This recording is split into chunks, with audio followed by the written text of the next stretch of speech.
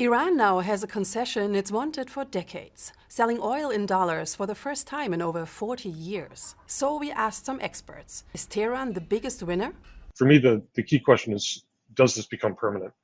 Because according to the memorandum of understanding that the US and Iran signed, the US is committed to work towards eliminating all unilateral US sanctions and also UN Security Council sanctions. If that were to happen, if this does become permanent, it's a huge win for Iran. Because sanctions targeting Iran's oil sector have long had the desired effect, making exports harder, limiting buyers, and forcing Tehran to sell crude at a discount. Now, for a limited time, Iran has access to the open market. It doesn't need to hide shipments or rely on so-called shadow fleets. Iran has much more leverage.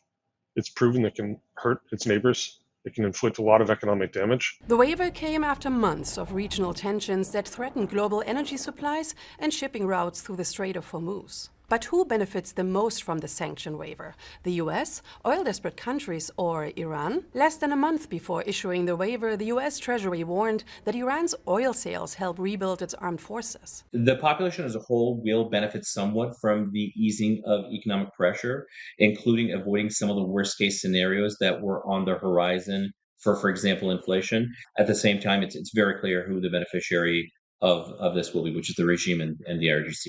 It's not at all implausible that the Islamic Republic divert some of those funds for rebuilding Hezbollah. The global impact could be just as significant. Most of Iranian oil goes to Asia, especially China, which already buys around 90% of exports.